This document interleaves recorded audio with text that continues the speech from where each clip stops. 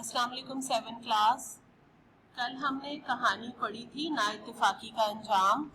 आपने यकीनन उसे याद कर लिया होगा और उसकी रिटन प्रैक्टिस भी की होगी। साथ में जो इमला के अल्फाज मैंने बताए थे उनकी भी प्रैक्टिस आपने की होगी। आज हम मजमून पढ़ेंगे तालीम निस्वां। ठीक है, ये तालीम निस्वां का जो फर्स्ट पार्ट है वो आप लोग पहले पढ़ चुके हैं। ठीक है, फर्स्ट टर्म में ये हम उसका सेकंड पार्ट स्टार्ट कर रहे हैं। तो ये आपके पास मौजूद है, आपको कंपोज फॉर्म में दे दिया हुआ है। ठीक है, आप इसे ओपन करें। आज हम इसे पढ़ना स्टार्ट करते हैं। तो तालीम निस्वां, निस्वां जो है, हमने जब इस मजमून का पहला पार्ट पढ़ा था तो उसमें समझा भी था कि निस्वां का मतलब क्या होता है। निस्वां का मतलब है औरत। तालीम निस्वां यानी औरतों की तालीम। ठीक है, निस्वां औरतें, ठीक है, और तालीम उनकी तालीम यानी औरतों की तालीम। तो स्टार्ट करते हैं। आप सल्लल्लाहु अलैहि वसल्लम ने फरमाया, इल्म का हासिल करना हर मुसलमान मर्द और औरत पर फर्ज है। रसूल अल्लाह सल्लल्लाहु अलैहि वसल्लम जहां मर्दों की तालीम और तरबियत का एहतिमाम फरमाया करते थे, एहतिमाम मतलब इंतजाम, वहीं आप सल्लल्लाहु अलैहि वसल्लम ने एक दिन औरतों की तालीम और तरबियत के लिए भी मखसूस फरमा रखा था।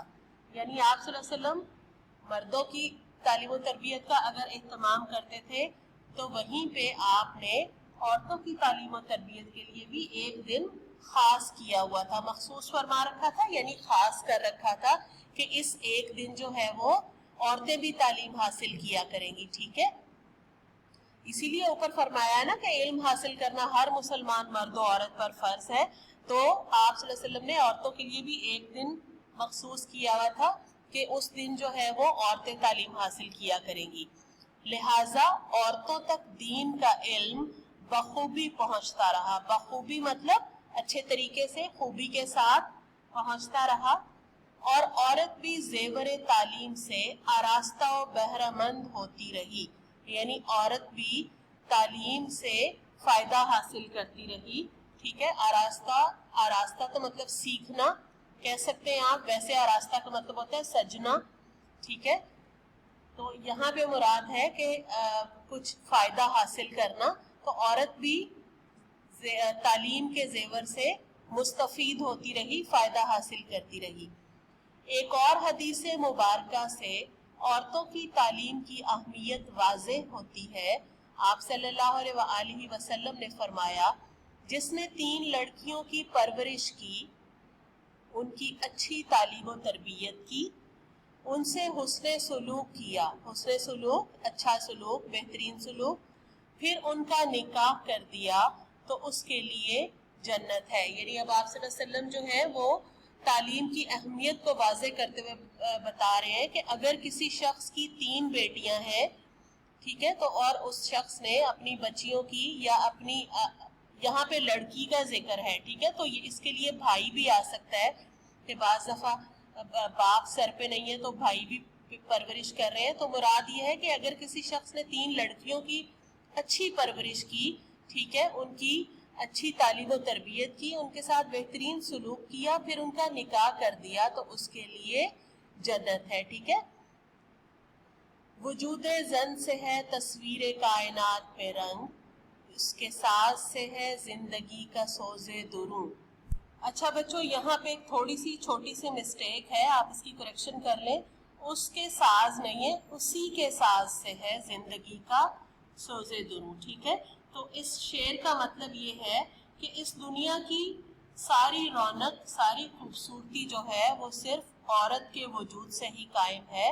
वजूदे जन यानी औरत के वजूद से, तस्वीर कायनात में रंग यानी इस कायनात में, इस दुनिया में जो सारी खूबसूरती है, सारी रौनक है, वो औरत के वजूद से ही कायम है।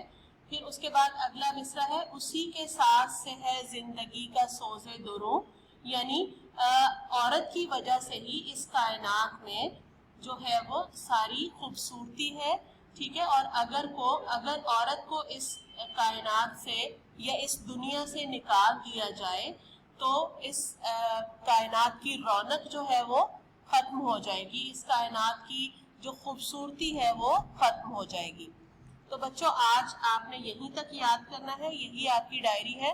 مشکل الفاظ جو ہے میں آپ کو بتا دیتی ہوں جن کی لکھنے کی آپ نے پریکٹس کرنی ہے، ویسے تو آپ نے پورا ایسے یہ لکھنا ہے۔ تو چلیں مشکل الفاظ جو ہے وہ سب سے پہلے تو آپ نے تعلیم نسواں لکھنا ہے، تعلیم و تربیت، اہتمام، مخصوص، بخوبی پہنچتا رہا، زیور تعلیم، آراستہ و بہرہ مند، حدیث مبارکہ، اہمیت واضح، لڑکیوں، پرورش، حسن سلوک، نکاح، اور اس کے بعد یہ شعر جو ہم نے پڑھا ہے یہ آپ نے اس کی بھی لکھنے کی پریکٹس کرنی ہے۔ ٹھیک ہے بچوں، آج کی آپ کی یہی ڈائری ہے، learn and right first part of تعلیم نسواں۔ Thank you.